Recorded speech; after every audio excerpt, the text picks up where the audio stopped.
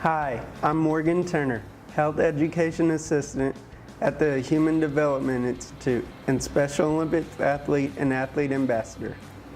This series, titled Morgan's Musings, is dedicated to learning about disability, health, advocacy, and leadership from all different types of people. We will talk with disability self-advocates, caregivers, and parents, and people that work with individuals with disabilities. We hope this series of interviews help teach you to become a leader and a self-advocate in your own unique way. Hi, I'm Morgan. Welcome to another episode of Morgan's Musings. Here today, I have a special interview I'm doing today. I'm interviewing a UK basketball player, Jonny David. Jonny, thank you for letting me interview you. Thanks for having me, man. Thanks for having me. Thank you. Let's get started. So can you tell us a little about yourself? Yeah, my name's Jonny David. I'm from Pittsburgh, Pennsylvania. I'm a senior here at UK, majoring in kinesiology. Yeah, my family, it's a family of 6, 2 older brothers, younger sister. Yeah, back in Pittsburgh, so hopefully I can head back there soon. What made you pick your major? Well, going into college, I wanted to go into PT, physical therapy, and kinesiology. I don't even know what it was, to be honest. It's mainly about body movements and stuff like that. And a lot of the courses are like almost like physical education courses, which is directly what I want to do. And I didn't even know about it until I was here on orientation. And then whenever I heard about it, I figured that went right along my lines as far as a lot of my prerequisites, so it worked out perfectly. Why did you choose to come to Kentucky? I came to Kentucky because I had the chance to be a part of this, be part of the men's basketball program. You know, I could have went to other places. I could have played in other like D1 schools, a lot of like Ivy League schools and stuff like that. But I mean, it's Kentucky. It kind of speaks for itself. It's the gold standard of college basketball, and just the chance to be a part of that's something that I don't know. If I didn't, I would have regretted it for the rest of my life. So I'm glad I came here. Never regret it. Never. And what, if you don't mind, what are some schools that were recruiting you? I've from all like D3 schools around like Pittsburgh wanted me, but the highest ones was probably like Bucknell, Air Force, Princeton, and one thing I always kind of regret is I like came out and said I was going to go to Kentucky at the very beginning of my senior year in high school, and my senior year is obviously my best year. Yeah. So I kind of do wish sometimes I didn't, because I want to see what else could have happened, but obviously I would have done the same thing. I would have came here anyway, so it doesn't make a difference to me, but I'm still I'm like curious in my mind. But. Well, we're glad to have you here. Thanks.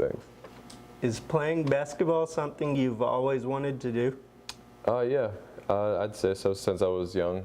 My dad, he played at the University of Pittsburgh, and his dad also played at the University of Pittsburgh, so it was kind of, I don't know, it's kind of in my blood, I guess. And my dad was a high school basketball coach, so I was just kind of always around it, and it was something I was good at, so I just kind of, yeah, just want to keep playing it. It's fun. So you were born into it? Yeah, pretty much. But my dad, he never like put no pressure on us to just play basketball or something like that, but I don't know, something that me and my brothers were good at in high school, so that's kind of the sport we stuck with and went with. Cool. In what ways are you involved with people with disabilities? Well, we did obviously, we did the thing with Special Olympics, and that was something through SAC, the Student Athletic Advisory Committee that we did, and that's kind of our focus for this year as far as our fundraising, what we want to do, and I mean, yeah, it's a good cause, and it's something that everyone enjoys. It's just something it's fun to give back, and like whenever you guys came on the court and stuff, and just seeing how it made your guys' day, just 5 minutes for all of us to go out there and just talk to you guys for a little bit, and it's really rewarding. Yeah, and I know I'm friends with a lot of Special Olympics athletes that made their year. Like that was the best thing that's ever happened to them. They're still talking about it, to this day. Yeah, no, that's so that meant a lot. Yeah, that was really rewarding for all of us. Even when we were back in the locker room, a lot of guys were like, "Oh yeah, that was pretty cool." Like just because just for 5-10 minutes for us, and just to have that impact. That I don't know. That's why people come to Kentucky. That's why yeah, it's really rewarding. What does advocacy mean to you? not gonna lie, I had to look that up when I first saw that on there, but then I saw like advocate and I was like, okay, that makes more sense. I think it's just as someone who brings something into the public eye and kind of like stands up for it, and yeah, it kind of brings it into the public, and that's something that they are passionate about and want to talk about. So yeah. What do you think makes a good leader? A good leader in my eyes is someone who leads by example, doesn't just say the stuff, but actually abides by it and does it themselves. Someone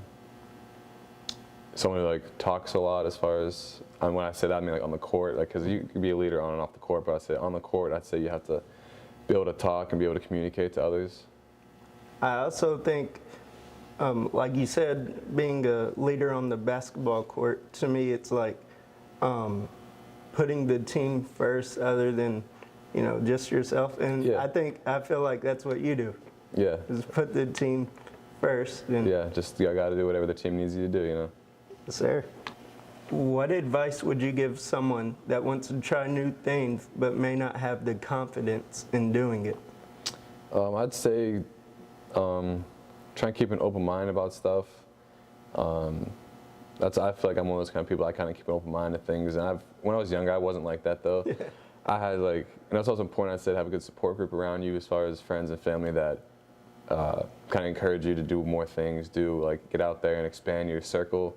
Like when I was younger, my dad, he was one thing he would use with his team if something went wrong and someone was wrong during a game or something, and you guys learned from it and you still come out to win. It's like you expanded your circle. So like you have like a circle, and anytime you do something that is like out of your comfort zone, you kind of expand. It's like outside the circle, so you expand your circle. So that's something I kind of think about whenever. Definitely, it's all about, to me at least, having a circle of people that care about you and tell you right from wrong. And yep. Yeah, I think it's very important. Why do you think individuals with a disability should be involved in sports in general, whether it's unified sports or intramural sports or anything? I think it's very important for them to stay involved. I think that kind of starts from an early age, kind of already getting involved with sports and stuff. But I mean, I think it's mainly important just because you kind of want to show that an injury or disability is not going to hold you back from playing a sport, having like a normal life and stuff like that. So, I mean, I think it's really about just kind of living your life and not letting like whatever like the disability is kind of hold you back. I know you guys are real busy throughout the year. How do you balance out basketball with school? That's something that definitely took a little getting used to when I first got here. But I think our academic advisors and stuff, they're very good with helping us and giving us the resources we need. It is definitely hard though whenever you're in classes all day, come to practice, and then have to study for exam the next day, or whether you're on the road. It kind of all depends, and it really, I don't know, it took a lot of getting used to, but when you realize, like, I don't know, it took me time to realize, like, I have the time for it still, and it's not an excuse to slack off my academics just because I'm tired from practice. But yeah, it definitely took some getting used to, but I think at this point in my career, I definitely perfected it, I'd say. Is it harder with road games, missing classes and stuff? Definitely. Is it hard to get back into going to class? I'd say it's difficult because, first off, when you're on the road, it's kind of hard to get yourself to do homework in the hotel. It's just, right. When you're laying in bed, it's like, it's hard Distractions. Yeah, it's hard to kind of like buckle down and stuff. But yeah, and also the missing classes as well. But a lot of the UK teachers are very accommodating for that, because I mean, along with any other sport, they know that that's what we have to do, and that's what like a part of it. But yeah, they're all very helpful. I know not all student athletes play their sport right after college. So what's the plan for you after college? Like I said, I'm going to PT school, so I'm going back to the University of Pittsburgh. So I'm heading back home, so I'm pretty excited about that. And that's another 3-year graduate program, so I'll be in school for a while. But after that, like my dad, he owns his own practice, like David Physical Therapy, and that's something I definitely want to work for my dad, because my brothers are also be physical therapists as well. So it's kind of like a family business, and hopefully we can expand that and make the most of it. But also something else I've been thinking about is possibly working for a team, maybe like NBA, something like that, as far as being like an athletic trainer / physical therapist, something like that. I don't know. I'm just keeping my options open, you know?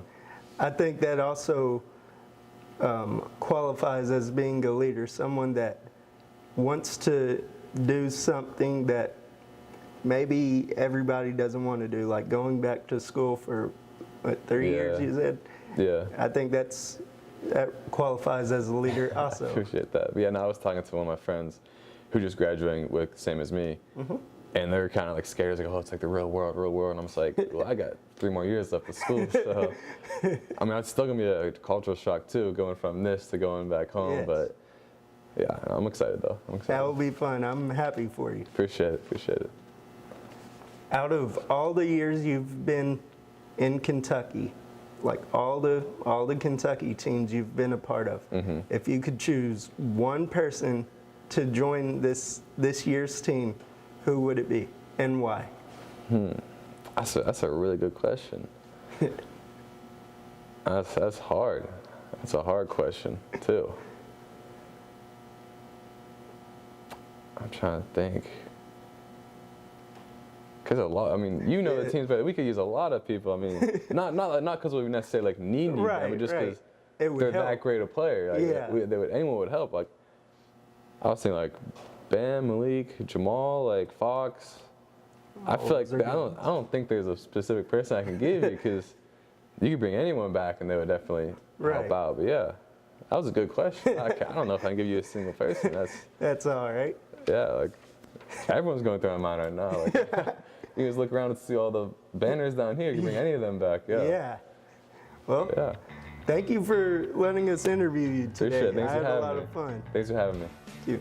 And that's the end of our episode of Morgan's Musings. Be sure to like our page on Facebook, Wellness 4 KY, and be on the lookout for our videos on YouTube. Thanks for watching. See you next time.